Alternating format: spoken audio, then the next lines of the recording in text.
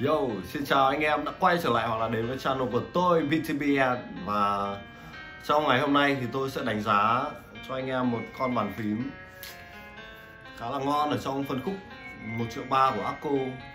Đó chính là 3087 DS Ocean Star. Ok, và có lẽ là bây giờ chúng ta sẽ vào bài đánh giá nhanh ngay thôi nhỉ. Ok, bây giờ chúng ta sẽ mở hộp chiếc bàn phím này anh em nhé. Cái cách đóng hộp của con này khá là cơ bản và giống các dòng khác của Akko thôi. Ở trong hộp thì chúng ta sẽ có hai hộp phụ kiện tặng kèm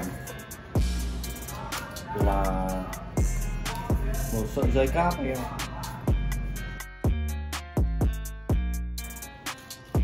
Đây là hộp mà chứa 20 nút keycap tặng kèm, một cái key puller này,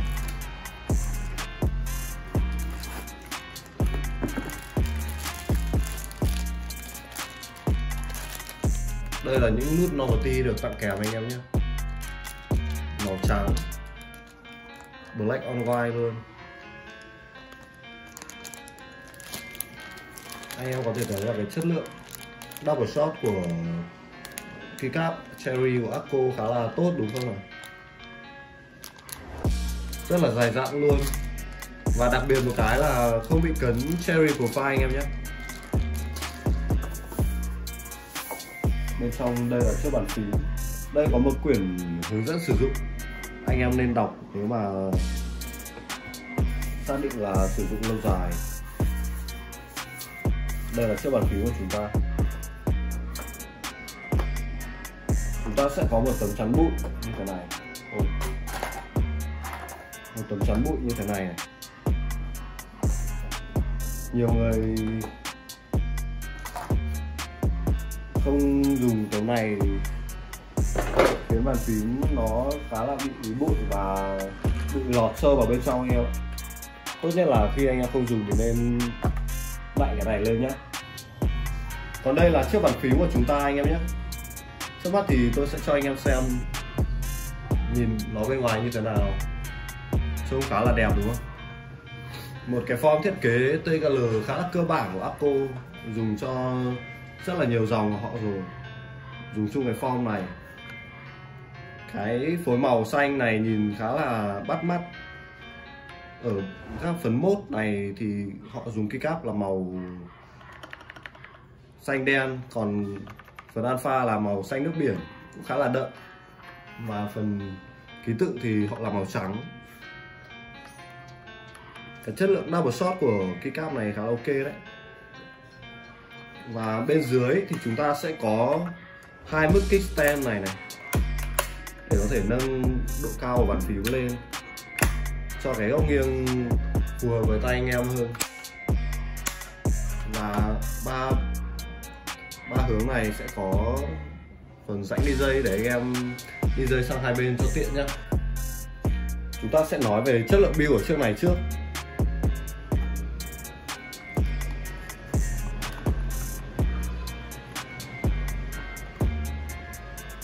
Với một cái trọng lượng là khoảng tầm 8 đến 900 g thì chất lượng build của con này khá là tốt. Tôi cầm hai đầu vặn và nó không hề có hiện tượng flex anh em ạ. Không hề có hiện tượng là bị kêu ọp ẹp như là con MK870 mà tôi đã từng thử. Không hề có tiếng flex anh em nhé. Tiếp theo thì chúng ta sẽ đánh giá về keycap của con này. Đây là keycap làm từ chất liệu PBT double shot anh em nhé. Và cái ký tự ở trên mặt này có thể nói là hoàn hảo luôn, không hề bị cắt lệch đi. Về mặt nó đánh rất là phẳng. Và mặt keycap này thì nó hơi sần một tí anh em nhé, sờ khá là sướng. Về độ dày của keycap Akko thì nhiều anh em bảo mỏng, nhưng mà tôi nói là không hề đâu nhá. Nó cũng rơi vào tầm 1.4, 1.5mm đấy. Chắc chỉ thua Leopold thôi, chứ cái set ở trên thị trường thì set này cũng không kém cạnh đâu. Keycap Akko khá là chất lượng đấy. Tuy nhiên là có một số nút vẫn bị cái lỗi bị khuyết chân stem này, không ảnh hưởng đến quá trình sử dụng lắm, nhưng mà anh em OCD thì hết cách rồi. Cái bản này thì chân stem nó không còn dễ vỡ như là cái bản Midnight V1 nữa, nên là anh em dùng cũng không phải lo đâu. Cái tiếp theo mà chúng ta nói đến đó chính là Squeak anh em ạ. Squeak thì gần như là linh hồn của một chiếc bàn phím cơ rồi. Ở cái phiên bản này thì Apple đã trang bị cho con 3087 DS Ocean Star này, đó chính là Squeak Aqua Pink V2. Để mà nói về con Pink V2 này thì nó khá là ngon ở điểm là nó mượt hơn Cherry Red rất là nhiều. Và những phiên bản dùng Aqua Squeak V2 nó cũng rẻ hơn là những cái phiên bản sử dụng Cherry Squeak. Về cái độ rung lắc cũng thế, họ làm khá là tốt khi mà độ rung lắc của nó rất là nhỏ. Tôi đánh giá cao điểm này. Với âm thanh thì bởi là đây là một con Squeak mượt nên là tiếng của nó cũng khá là clean. Anh em nghe thử âm thanh của start của con này nhé.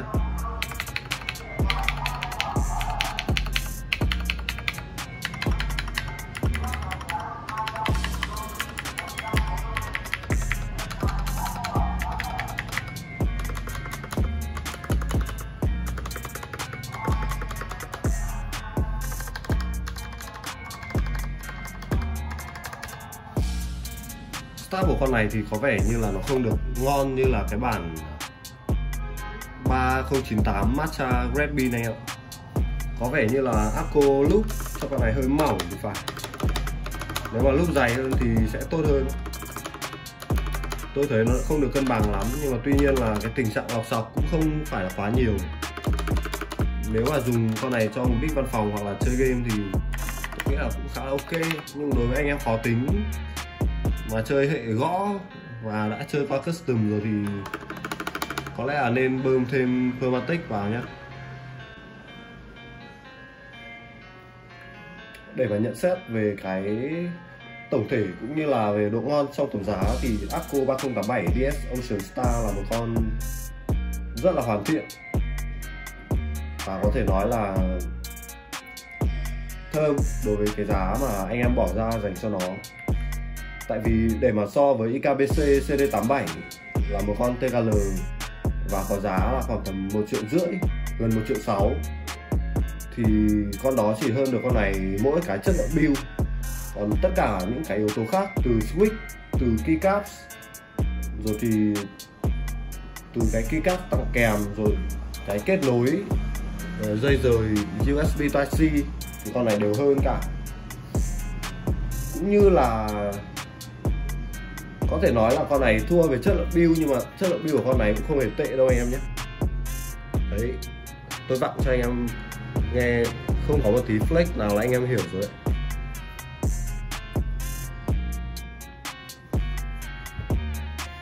Nếu mà anh em mua con này về để kiểu chơi game hoặc là để dùng trên văn phòng với mục đích là sử dụng cơ bản, cũng như là anh em chưa dùng qua những bàn phím custom đắt tiền, thì đây là một con bàn phím cực kỳ hợp lý trong tổng giá là hơn 1 triệu. Cái phần tiếp theo thì có lẽ là tôi sẽ sound test cho anh em nghe thử nhỉ.